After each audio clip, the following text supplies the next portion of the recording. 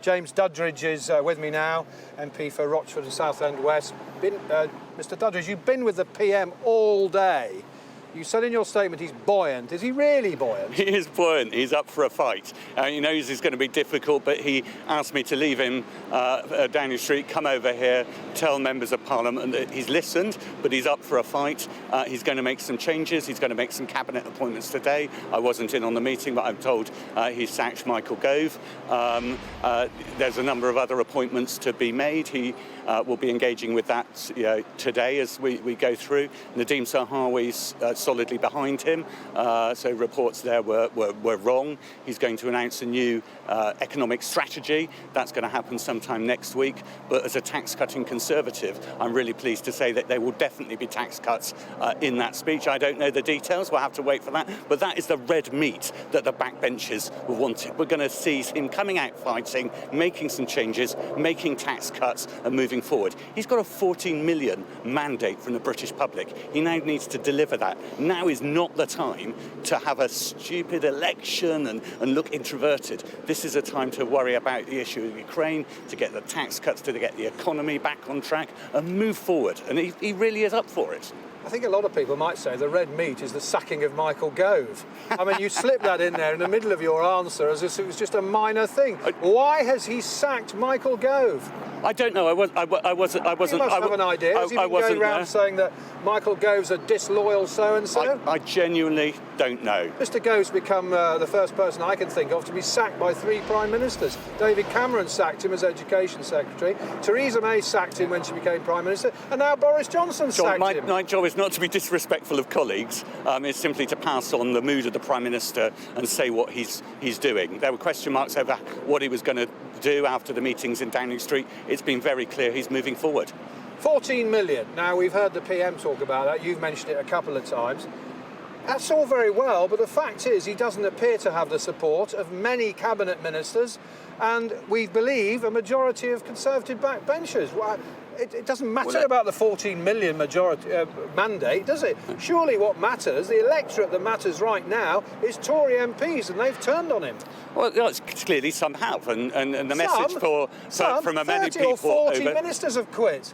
Yeah, well, we will appoint new ministers. There's plenty of talent within the party. Well, I'm not going to go through the cabinet reshuffle, but I know that there are plenty of people keen, willing and able to serve, and will do so under Boris Johnson.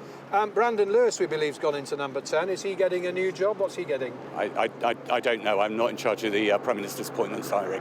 Take us through the Prime Minister's day, because you said you've been with him all day. I mean, who... Were you in the room, for example, when the cabinet minister said to him, "Time's up, Boris, you've got to go"? I don't recognise the reports of the cabinet all being in the room with the Prime Minister. Ah, so was it one by one? I wasn't in a meeting. I don't know about that meeting. But we've had it confirmed by senior members of Parliament that when I was told by a very, very senior MP that the cabinet went in and said to him, "Prime Minister, game's up, time to go," and he said, "No, I'm not going." And that's correct, isn't it? I don't know if that's correct. Well, I told him. I'll tell you what. I can only say what I know. Yeah. So what I do know is a number of cabinet people turned up. They had chats with his team. They had a chat with him at various points, and he made it clear that he was fighting on. Why are you staying loyal?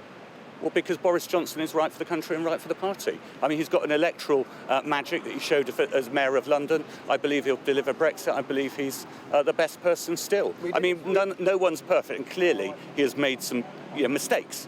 But he can move on from this, and one of the things the party want are tax cuts, and I think that's really going to reassure people.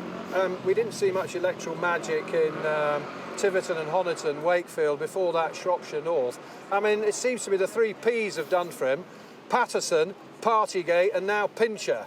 And he's made a right hash of all 3, hasn't he? Well, mid-term we always lose by-elections. So the more recent ones are an anathema in many ways. We're back to business as usual. Hold on a second. You're not back to business as usual. Business as usual in relation to by-elections. You've got about 40 ministers, ranging from senior cabinet ministers to parliamentary. Sorry, John, I was just talking about by-elections. Oh, OK. But it's not business as usual, is it? Well, It can't be. There's a mood. Must be a mood of crisis in Downing Street. You say that, but there is business as usual things happening. The Prime Minister has been signing. He's spoken to international leaders. He's had his regular meeting with the Queen. Usual. Yeah, well, that's his weekly audience. I Yeah, well, assume. exactly. That is business as usual. There is the business to be getting on with. He has consulted with his cabinet. He's staying and he's taking things forward. You haven't even got enough ministers for DCMS questions and Attorney General's questions tomorrow. One of the DCS ministers has quit, and the Solicitor General's quit. Are you telling me they're going to be replaced tonight?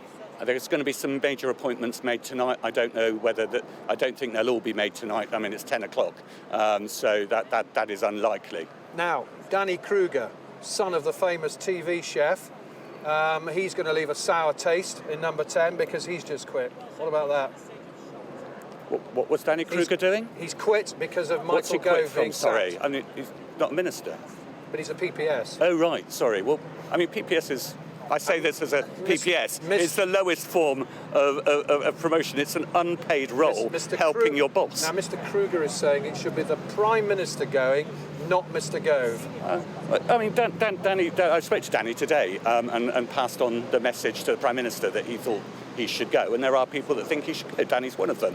That's a perfectly understandable view for some people to have. I don't agree with that. There's a number of colleagues that don't agree with that, and the Prime Minister thinks that he can go on and deliver and get those numbers. You talked about appointments tonight. Are you expecting more sackings tonight? I've not heard any talk of anyone being sacked. I mean, as I say, the news about Michael Gove was news to me. I wasn't in on that just meeting. Going back to Mr. Gove, I mean, that is a major move by the Prime Minister. And clearly he believes that Mr. Gove is either he's making a mess of levelling up or he's disloyal, treacherous. He wasn't in PMQs as far as we can see. He hasn't been acting as a cheerleader for the Prime Minister. So presumably Mr. Gove has been sacked for disloyalty. That was why Theresa May sacked him after all. She said go to the back benches and learn how to be loyal. Well, she brought him back, of course. If it wasn't for Michael's actions, which he now regrets, Boris would have been a leadership candidate and remained in and probably would have got in instead of Theresa May. So you think that Mr. Gove is disloyal to Boris Johnson? Well, he had been disloyal to Boris Johnson. He regrets that decision then. I can't speak for today.